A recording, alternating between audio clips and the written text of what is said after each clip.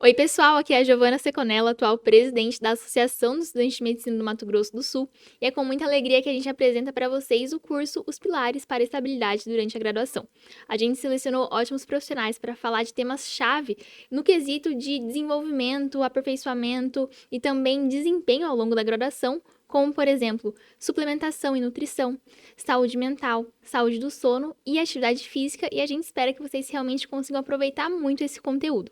A gente gostaria de agradecer em especial o Estúdio Soa, que está apoiando a gente no desenvolvimento dessas gravações, e também um agradecimento especial a todos os profissionais que toparam estar com a gente e tiveram aí a disposição e a disponibilidade de tempo para levar esse projeto à frente. É com um grande abraço que eu me despeço. Olá, muito prazer, sou Aline Moreira, sou psiquiatra aqui em Campo Grande, Mato Grosso do Sul. Recebi um convite da Associação Estadual dos Acadêmicos de Medicina e eu estou muito feliz de estar aqui. Sou psiquiatra formada pela Santa Casa, em Campo Grande, e a universidade foi a formação em medicina, né, pela Universidade Federal de Mato Grosso do Sul. Terminei minha formação em 2010 e a residência em psiquiatria terminei em 2013. Então, já estou aí há 10 anos trabalhando na área, né, de psiquiatria. E sou concursada em 2 hospitais aqui no Mato Grosso do Sul, no Hospital Universitário e também no Hospital Regional. E trabalho também no consultório. Eu recebi esse convite e estou muito feliz de poder participar e falar de uma área da psiquiatria e também de outras áreas médicas, né, que é sobre o sono. E então gostaria de abordar alguns assuntos que são importantes para que a gente tenha um bom sono, e me sinto aqui na responsabilidade de falar sobre esse tema para contribuir com a formação dos acadêmicos de medicina e para que vocês tenham um bom aproveitamento do curso e tenham uma qualidade de vida excelente para poder se formar e para poder desempenhar a profissão de vocês, de médicos. Então vamos começar, né? Como psiquiatra, a gente recebe com muita frequência a queixa de insônia ou alguma alteração do sono no nosso consultório, né? E por muito tempo não tinha esse diagnóstico isolado, né? A insônia era só considerado um sintoma, mas das últimas revisões, ela já foi incluída como uma doença, então não existe um transtorno de insônia, com várias características, e você conseguir fazer esse diagnóstico isoladamente é muito difícil. Então, a queixa mais frequente é de transtorno relacionado ao sono, mas não necessariamente vai receber o nome de insônia. As demais patologias que a gente tem relacionadas à saúde mental, transtornos de ansiedade, transtornos depressivos, ou outros transtornos de humor, né, como transtorno bipolar, esquizofrenias, também podem cursar com alterações do sono, tanto na questão de quantidade quanto a qualidade do sono. Em se tratando de prevenção, a gente precisa cuidar para que esse sintoma, né, de alterações do sono não persistam por muito tempo e também não leve a desencadear algum transtorno mais grave. Isso é muito comum. Em relação à frequência, né? Os transtornos do sono mais frequentes na população geral, hoje em dia, é a privação do sono. Então, falando dela, né?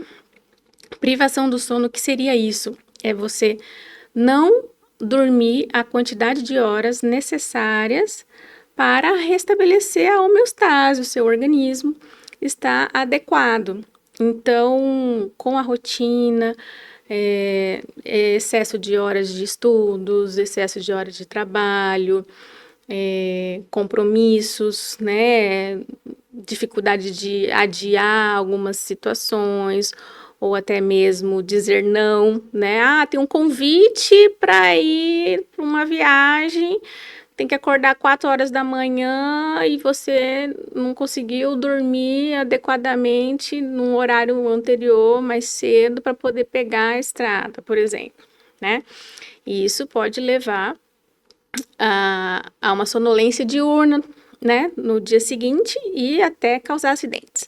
Então, a gente ter esse alerta para a importância do sono, né, dessa necessidade de completar no mínimo 6 horas e meia de sono, né, na faixa etária, né, que a gente considera dos adultos jovens,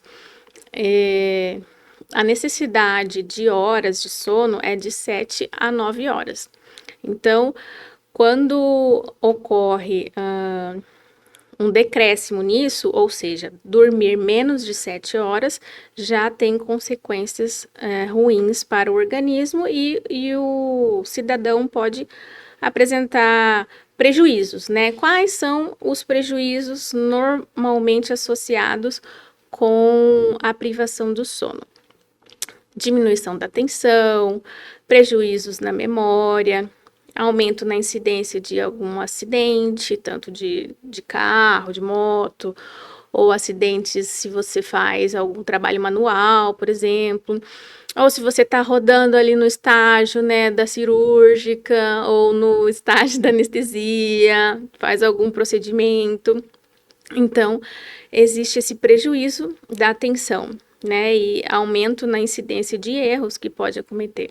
Então, assim, é muito importante regular e fazer o controle, né, de quantas horas de sono você faz. Eu acredito assim, cada indivíduo tem o seu cronotipo, né, que a gente fala. Ou a pessoa ela é mais matutina, ou ela é mais vespertina. Tem gente que gosta de acordar cedo e acorda super animado, disposto, e tem gente que já tem uma certa dificuldade. Então, ao longo dos anos, você já consegue identificar qual é o seu cronotipo, né? E se adequar para que o seu horário de dormir atinja a necessidade que você precisa, né? Então, é importante saber, se conhecer, né? E estipular os seus horários, né? Se você, por exemplo, num dia não conseguiu estudar tudo aquilo que você precisava para a prova, precisou virar madrugada, tomando café, e no outro dia tem prova, muito provavelmente essa prova você vai fazer e a sua memória não vai estar muito boa, né? Então, se isso se torna uma coisa recorrente, então sempre você vai ter algum prejuízo, né? Então, por isso que se a rotina estiver focada, né, no seu estudo, conseguir abrir mão de algumas coisas para poder se organizar e ir estudando ao longo do tempo, não deixar essas coisas, tarefas para a última hora, isso também vai beneficiar, né, tanto no seu aprendizado, quanto na hora de executar uma prova, né? Outra coisa que atrapalha bastante a qualidade do sono também é o excesso de luz, né? Isso que a gente considera o sono de qualidade quando você consegue dormir durante a noite e acordar durante o dia, né? Você fazer o uso de muita luz, luz branca, excesso de telas, né? Celular, tablet, computador, até altas horas, isso cronicamente também vai trazer prejuízos para a qualidade do seu sono. Então, é importante você identificar se você está usando em excesso, se você está tendo hábitos de vida, né, hábitos de leitura, próximo ao horário de dormir, muita luz, deixar o quarto muito iluminado, ou todos os ambientes da casa com muita luz, isso também vai trazer prejuízo no seu sono. O que acontece? Como a gente está na área da medicina, vocês acadêmicos, eu como médico, é muito comum a automedicação, né? E hoje em dia, acho que é muito raro uma pessoa que já não chega no consultório falando que já não tomou melatonina, por exemplo, né? Então, o uso da melatonina, ele não é indicado, tá? Para qualquer pessoa, não é indicado nas doses que as pessoas vêm fazendo uso, né? Então, assim, e lembrar que a melatonina é um hormônio que, além de interferir na questão do sono, ela também altera metabolismo, né? Altera o metabolismo da glicose. Então, pacientes diabéticos que fazem uso de melatonina podem ter descompensação dos níveis de glicose. Então, assim, a gente, em relação à automedicação, temos que estar sempre alertas, né? E não fazer isso. Né? Por mais que a gente estude, por mais que a gente, né, esteja na faculdade aprendendo, converse com vários médicos, tiramos as nossas dúvidas, a automedicação pode trazer prejuízos importantes. Por quê? Porque muitas vezes o que a gente quer?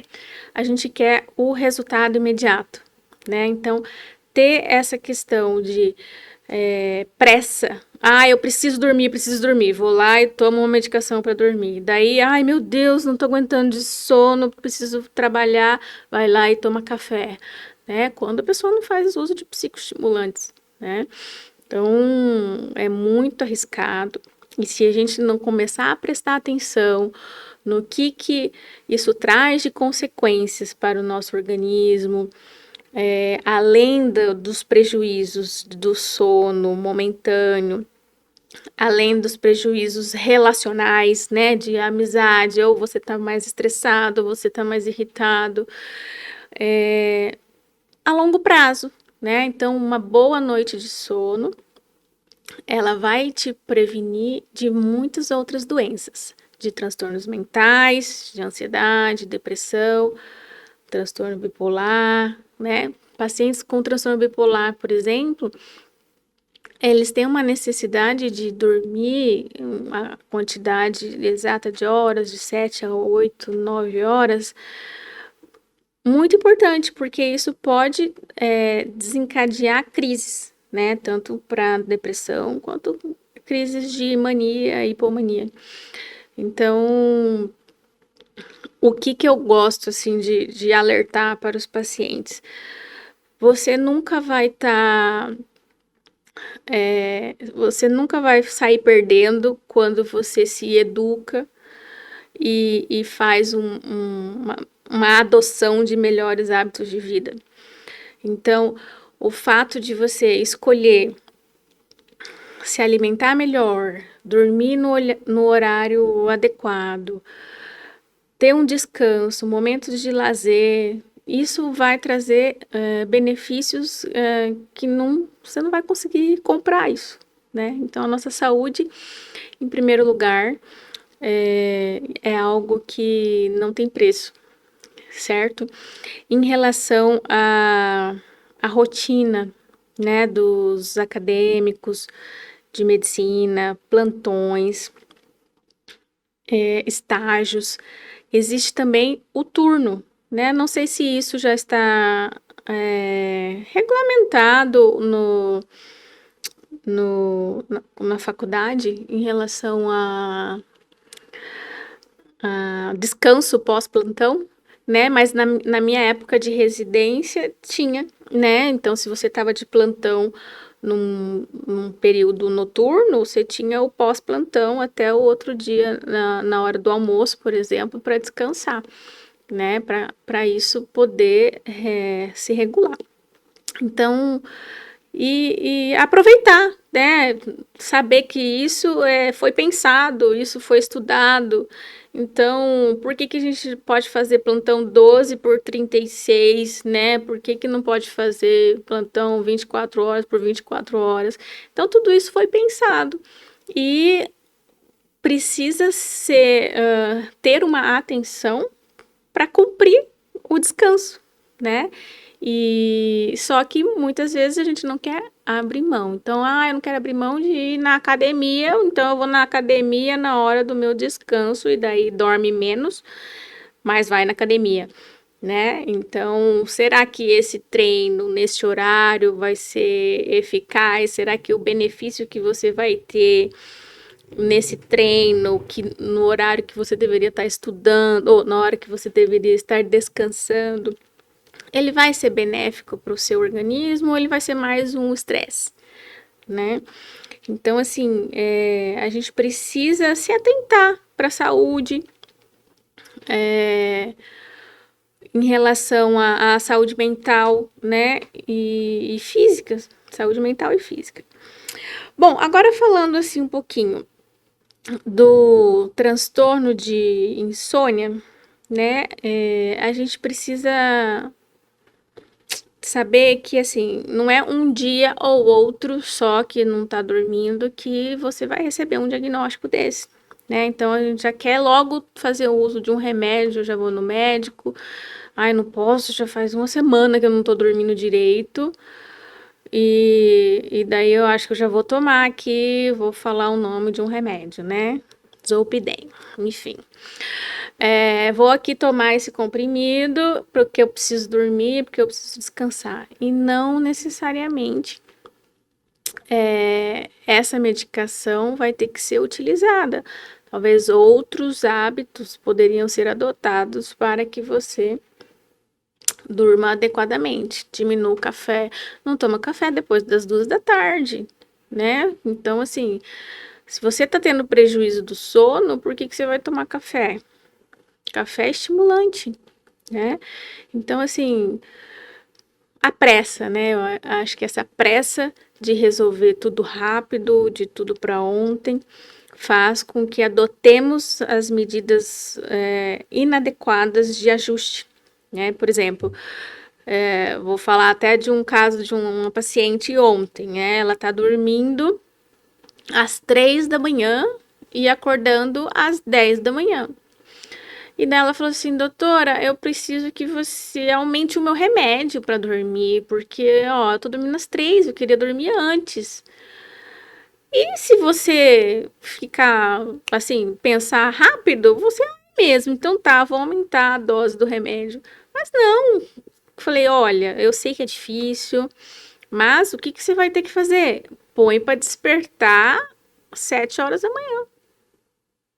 Põe para despertar às 7 horas da manhã. Pode ser que o seu sono, nos primeiros dias você durma menos, que você fique com sono durante o dia, mas você não vai dormir. Você não vai dormir durante o dia. Não pode tirar cochilo durante o dia. Por quê? Porque senão você não vai sentir sono à noite. Então, isso é higiene do sono. Isso é higiene do sono. Porque a gente colocando você para despertar às 7 da manhã, provavelmente você vai sentir sono antes das 3 da manhã. Pode ser que não seja nesse primeiro dia, pode ser que não seja no segundo dia, né? Até o seu relógio biológico, ele se dá conta de que está mudando, leva um tempo, né? Até mesmo o uso da melatonina, a pessoa acha que a melatonina vai dar sono, eu vou tomar melatonina, ela é um indutor do sono, ela não é um indutor do sono, né? Ela vai fazer a regulação do hormônio, da secreção do hormônio. Então, isso é uma dica, uma abordagem, até um compromisso meu aqui com vocês, como acadêmicos, de saúde, né? Eu sei que, por exemplo, quando eu fiz 2 anos de cursinho, né? Antes de entrar na faculdade. Então, sempre morei aqui em Campo Grande. Falei, fiz outros vestibulares, né? E passei no vestibular, no sexto, tá? No sexto vestibular para medicina aqui na Universidade Federal do Mato Grosso do Sul. E então eu precisei fazer 2 anos de cursinho, porque tinha no meio do ano e no final do ano. E daí, o que eu percebi? Que eu era matutina. Eu sou uma pessoa que 9 horas da noite eu já tô assim com sono. Então, não vai render nada o que eu fizer depois das 9 horas da noite. Daí, o que eu fiz? Falei, quer saber? Eu vou começar a acordar 4 da manhã. Vou acordar 4 da manhã, vou fazer redação, né? Que tinha que fazer. Então, eu acordava todo dia às 4 da manhã, fazia um tema lá da redação, continuava estudando e daí eu ia pro cursinho, né? E isso funcionou muito, né? Porque daí eu passei naquele ano, quando eu adequei, assim, a minha rotina, né? E eu não abria mão. Então, era 5 horas da tarde, eu ia pra academia para fazer o exercício, né? Eu tinha o horário, minha agenda era dividida de hora em hora, né? Então, mas dava 9 horas da noite, eu lembro na época, era no começo desse Big Brother Brasil, lembro? Então, eu assistia, né? Mas daí quando dava 9 horas da noite, eu falava assim, tá, podia estar lá na prova do líder, podia estar na prova, sei lá o que tinha mais lá na época. Eu pegava, deixava lá quem estava assistindo, meus pais, assim, e eu ia dormir 9 horas da noite para poder acordar 4 horas da manhã no outro dia. Então eu estipulava assim, ó, eu preciso de 7 horas de sono, isso me descansa. Tem gente que precisa de 8, né? Você vai se conhecer. Então eu preciso de 7 horas de sono para eu ficar restabelecida e conseguir levar a minha rotina.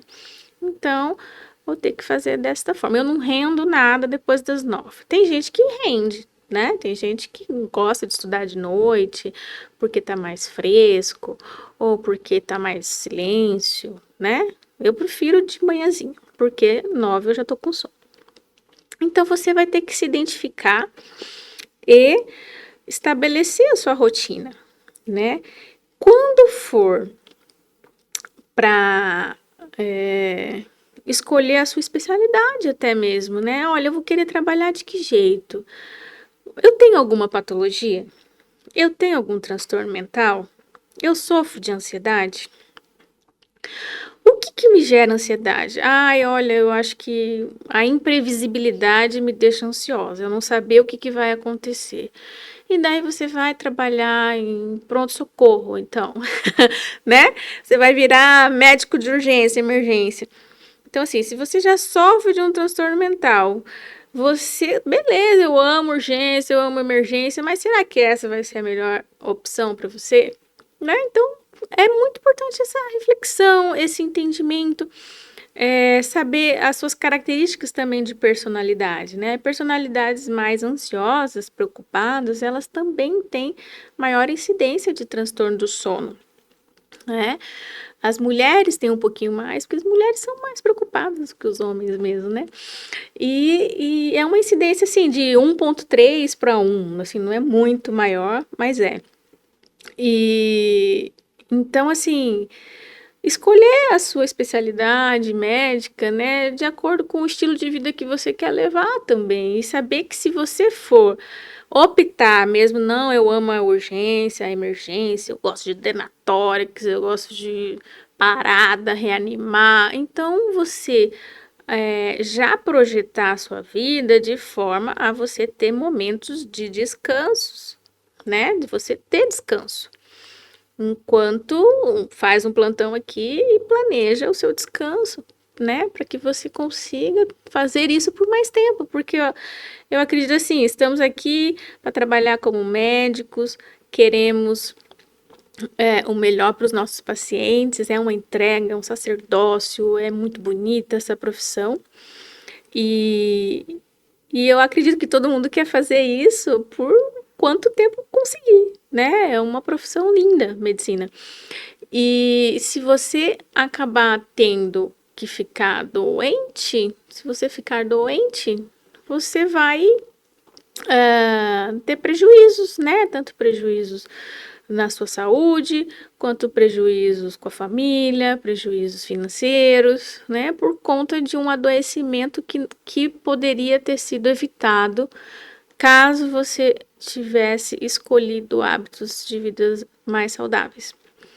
Então, isso é uma observação que a gente tem que fazer na hora de escolher a área de atuação, né? Psiquiatria eu não faço plantão noturno, por exemplo, né? Eu durmo todas as noites em casa.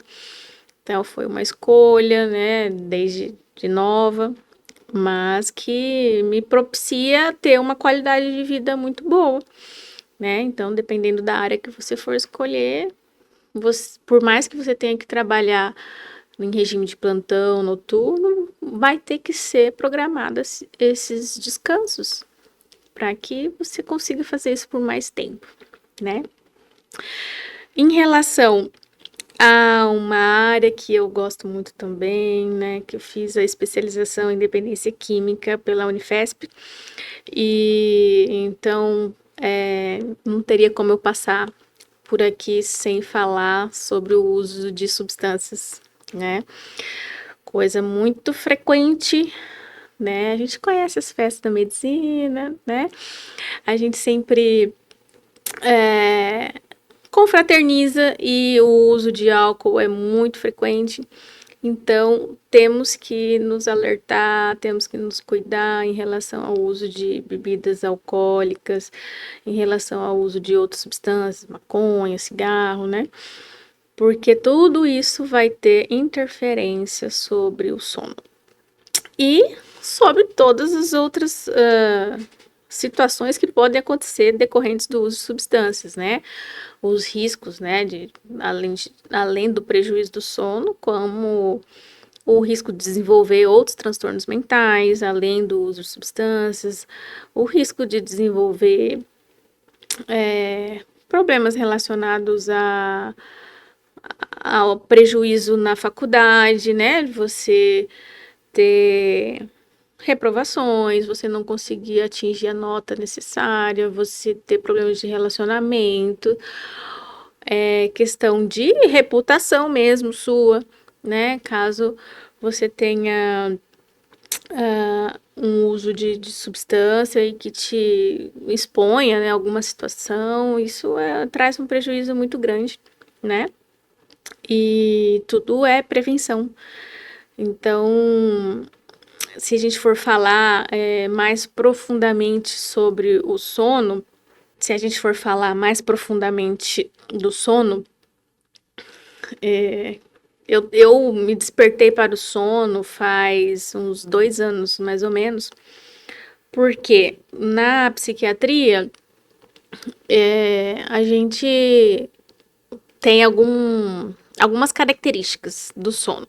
Então, assim, paciente com ansiedade, a tendência deles é ter uma insônia inicial.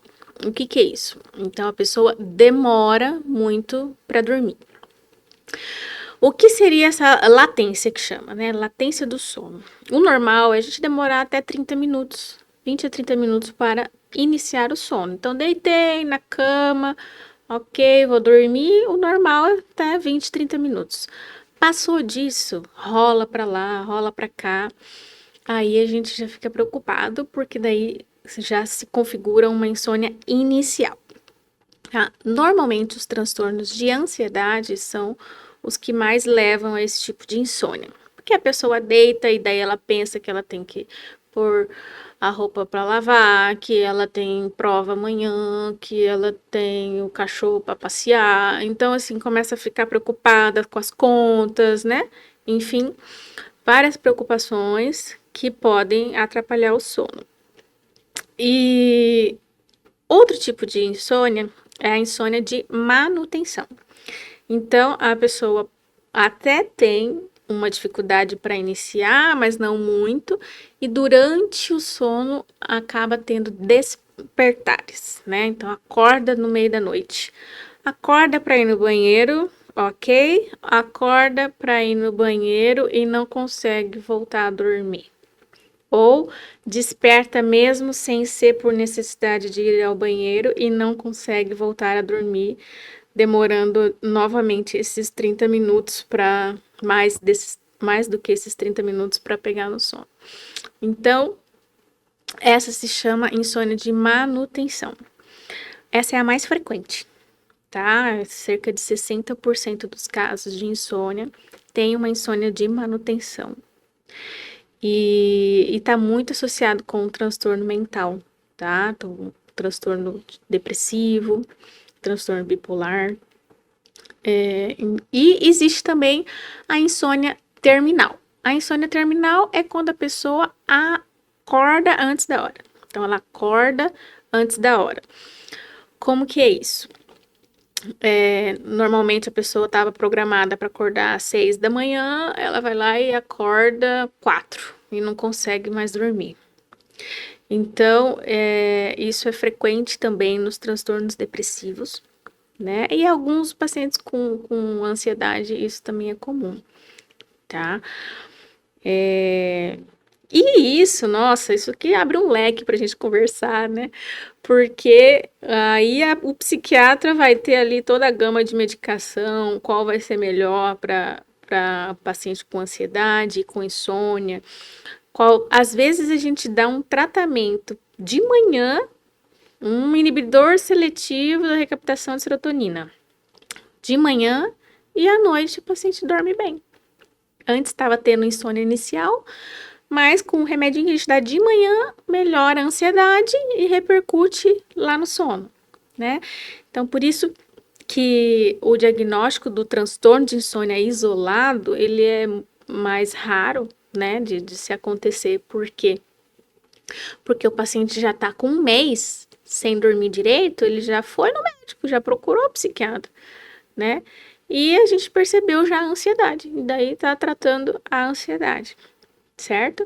Por quê? Porque você fazer o diagnóstico de transtorno de ansiedade é menor do que o tempo para se fazer um diagnóstico de transtorno de insônia, né? Porque a insônia você precisa de 3 meses. 3 meses sem dormir adequadamente, sem outros sintomas. Não tem ansiedade, não tem transtorno de humor, não tá psicótico e não consegue dormir. Tem todas as condições para dormir, tá numa boa cama, tem ventilador, tem ar-condicionado, o clima tá ok, não tá preocupado com conta, nada, e mesmo assim a pessoa não dorme.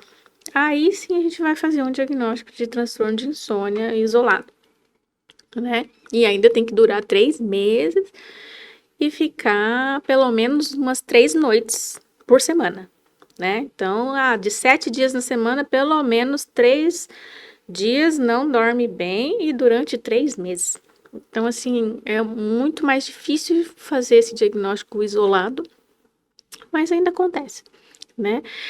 E o tratamento, a gente vai utilizar medicações que atuam no sistema. São vários mecanismos de ação, né? Então, a gente vai ter medicação que atua no sistema GABAérgico, né? E tem o glutamato, né? Então, a gente tem os dois, GABA e glutamato. GABA é o inibitório do nosso sistema nervoso central e o glutamato é o excitatório, né? Do nosso sistema nervoso central.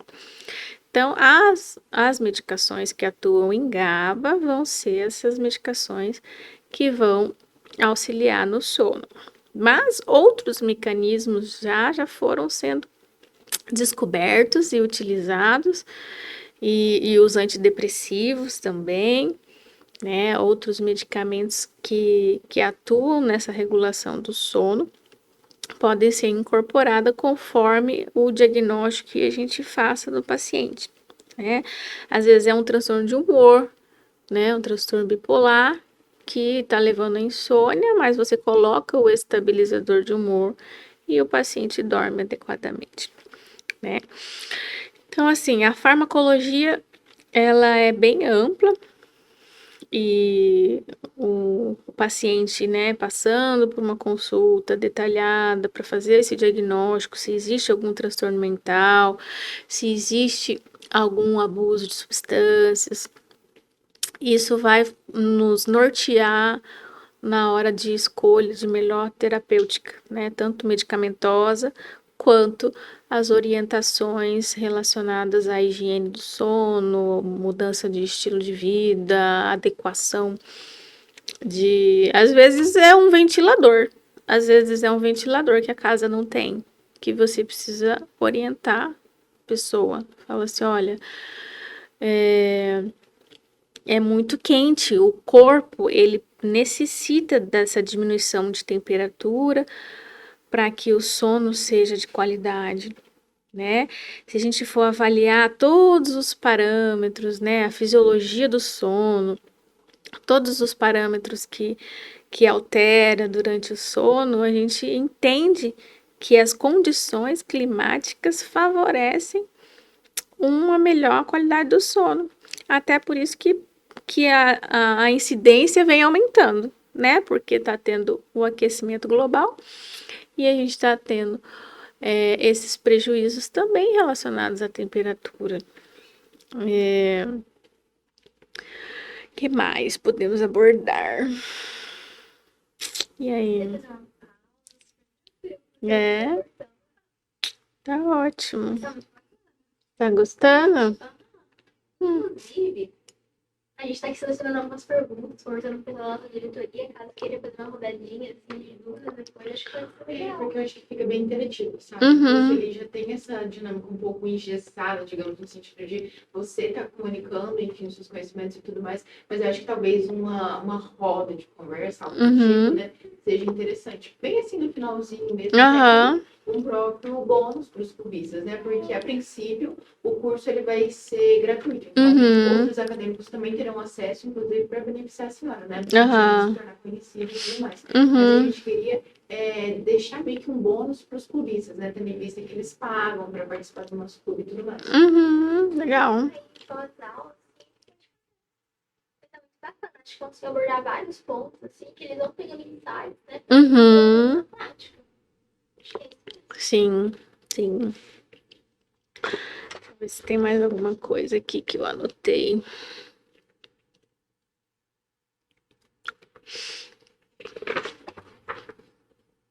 Achei muito legal a Roma nessa pergunta. Sim. Quem? Tem um corte. Na diretoria da IPED, mas ele adora o tema. Aí tem uma mensagem pra ele. Aí ele pergunta várias perguntas. Olha só, gente.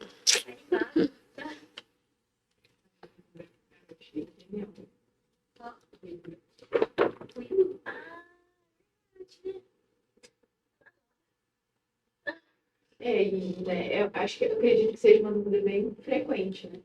Porque o pessoal fala muito de, tipo, utilizar o ruído branco, então eles colocam, né, aquele barulhinho de chuva para dormir, auxilia, atrapalha, como que é de Sim. Tem gente que fala assim, não, eu só consigo dormir escutando esse barulho, aí tem gente que fala que acostuma, aí a gente não sabe como é realmente, né, fisiologicamente. Ruído branco. Acho que a doutora até pode esclarecer isso pra gente. Inclusive, em relação ao diagnóstico da insônia, quem dá é médico psiquiatra ou outra pessoa pode dar? Não, qualquer médico pode dar. Qualquer médico pode dar, né? Contanto que descarte as outras, né? Mas hoje em dia você pode fazer diagnóstico comórbido, né? Então, existe a comorbidade, transtorno de insônia e transtorno mental, né? Tanto que tem aqui a frequência de 50%, né? Então, eu só acho um pouco difícil você fazer o diagnóstico do transtorno de insônia. Para mim é difícil fazer o diagnóstico só de insônia isolado, assim, sabe? Mas como fizeram essa separação agora da insônia, né? Então, nem tudo é doença psiquiátrica, assim, transtorno mental, né, que não seja insônia. Então, muitas vezes a gente tratava a insônia do paciente como um sintoma da depressão, mas já que ele já melhorou da depressão e permanece com a insônia. Então, daí você acaba fazendo o tratamento da insônia também, né? Então, por exemplo, eu tenho paciente que está melhor da depressão há anos, mas ela precisa ainda tomar o Zolpidem, por exemplo, para dormir, entendeu? Tanto que é uma medicação, é uma polêmica, né? É uma Oi? É uma polêmica, né, o Zolpidem, mas a partir de agosto agora, de 2024, é a lei que ele passou a ser tarja preta, né? Mas antes era em receituário branco mesmo, né? E o que que acontece? O fato dele ter uma meia-vida muito curta, né? Ele tem uma meia-vida de 1h30, 3 horas, né? Então, a pessoa acorda ali 2 horas que ela tomou o remédio, ela já quer tomar de novo, porque ela acordou. E ela ainda tem mais 3 horas pela frente que ela precisa dormir para descansar. Aí ela toma outro. Aí na próxima noite, toma já dobrada a dose. Ela já começa a tomar de 2. E daí ela acorda também. Por quê? Porque meia vida é de 1h30, 2. O que é meia vida, né? Meia vida é o tempo que a medicação leva para que metade da dose dela saia do seu organismo, né? E isso faz com que seja necessária uma repetição dessa dose, caso você queira manter o efeito, né? Então, qual é a meia-vida da dipirona? 6 horas. De 6 em 6 horas, você tem que tomar a dipirona se você tiver com febre, né? Qual a meia-vida da amoxicilina? De 8 em 8 horas. Para o antibiótico continuar num nível adequado no seu organismo para você combater aquela bactéria, né? Agora, sono, né? É por quanto tempo aquele sono? A gente tem medicação com meia-vida de 11 horas, né? Por exemplo, tem trazodona, né? Que tem meia-vida de 11 horas. Que a pessoa, se tomar, ela vai ficar com sono de dia, né? Tem uma medicação com meia-vida de 1h30. Então, dependendo daquele quadro, é um paciente que não tem insônia inicial, ele tem insônia terminal. Se você der Zolpidem, não vai adiantar nada, ele vai continuar acordando antes da hora, porque ele é de 1h30, 2 horas, né? Agora, se é aquele padrão ansioso, que demora para dormir, mas depois dorme, funciona bem, né? Agora, nossa, mas esse padrão de que acorda lá antes da hora, então você tem que usar um antidepressivo, que vai fazer meia-vida comprida, né? Então, no caso, a trazodona, né, que tem essa meia-vida de 11. Não necessariamente ele vai dormir por 11 horas, mas ela vai estar cobrindo aquele paciente por esse período e ele não vai ter despertar precoce, né? Então, é uma medicação que eu utilizo bastante, né? O Zolpidem, sim, sim. Isso. O que é viciar, né? Falo, gente, né? Transtorno por uso de substâncias, medicações, né? Também são substâncias que causam vício, né? O que é vício? Então, vício é, basicamente, né? É a gente ter tolerância, abstinência e compulsão, né? Então, tolerância, cada vez mais precisar de doses maiores para produzir o mesmo efeito. Então, o cara tomou 1, não fez efeito, ele já quer tomar 2 e daqui a pouco quer tomar 3. É o cara que toma uma latinha de cerveja, no outro fim de semana quer tomar 2, depois toma 3 e ele fica 0 bala, entendeu? Ele não fica alcoolizado com 3, então quer dizer, o corpo tolera, né? Isso se chama tolerância, é um dos critérios de dependência química, né? Abstinência. O que é abstinência?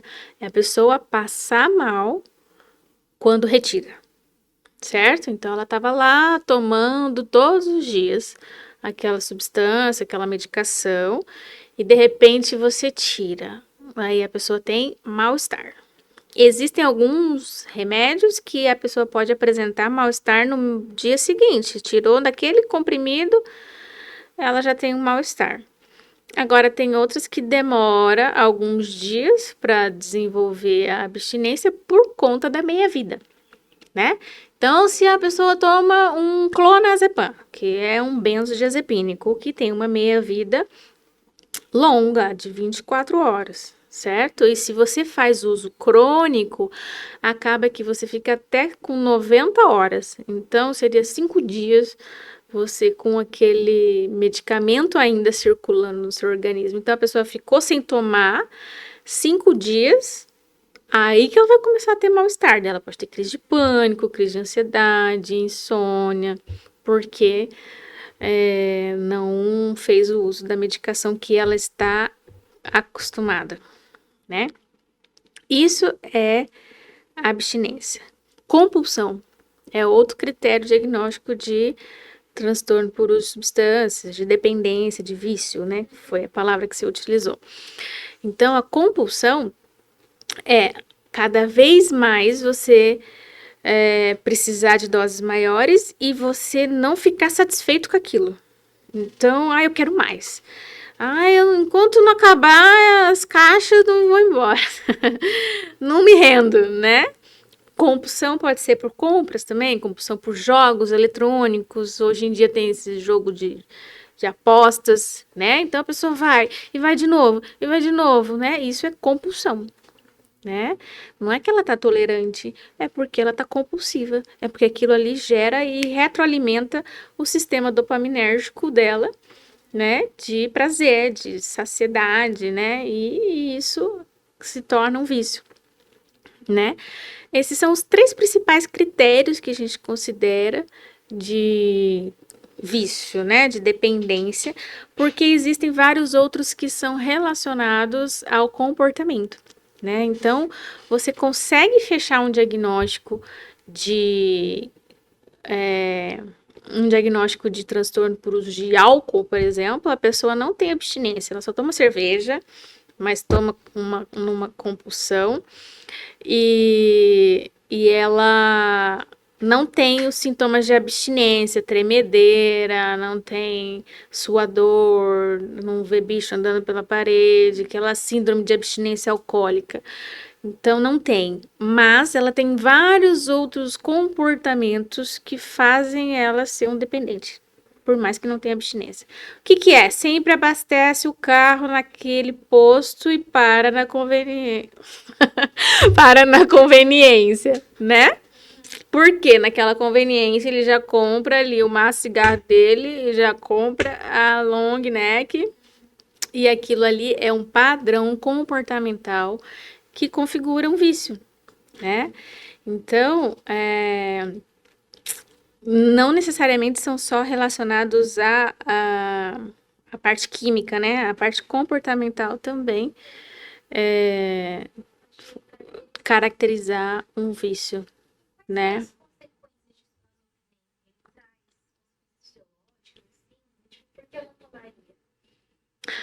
Sim. O Zolpidem, especificamente, ele tem uma rápida indução, certo? Então, o fato dele induzir o sono muito rapidamente, às vezes a pessoa não tá nem preparada para dormir. Toma o comprimido e vai assistir TV. Ou toma o comprimido e lá na casa da mãe e vai dirigindo lá para casa dele, por exemplo, né?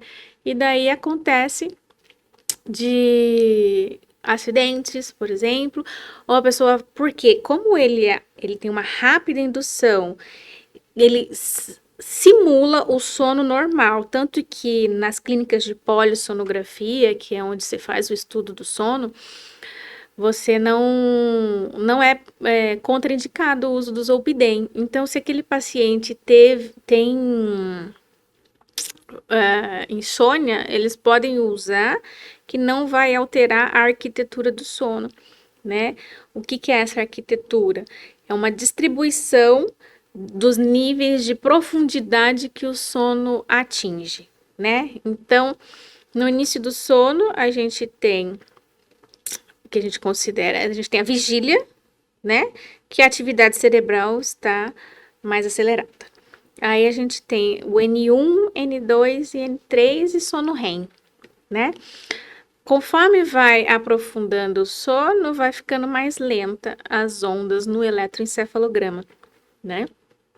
E se você toma um Zolpidem, ele rebaixa o seu nível de consciência, você tem essa alteração das linhas, né, das ondas do seu sono, só que a parte motora, que é quando você tá lá no sono REM, que vai diminuindo o seu tônus muscular durante o sono, a parte motora ainda está preservada.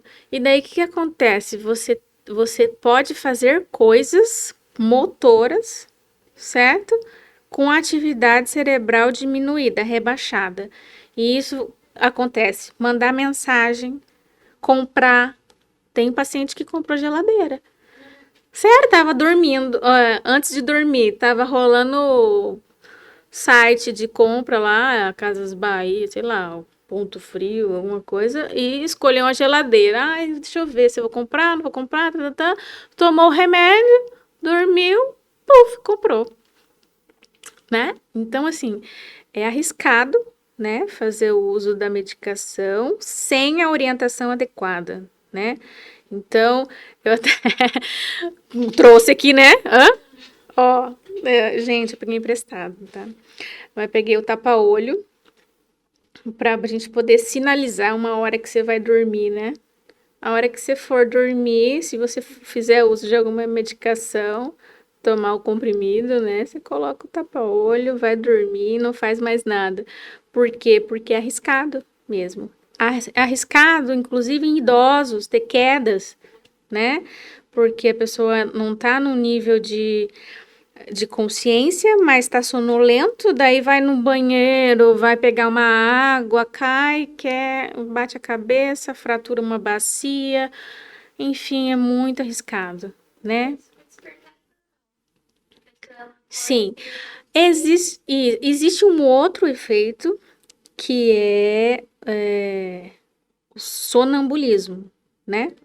Então, assim, a pessoa já estava deitada, já estava dormindo, né? Porque essa eu falei no início, né? Agora a pessoa já estava deitada, já estava dormindo, acordar e fazer coisas e não lembrar também, né?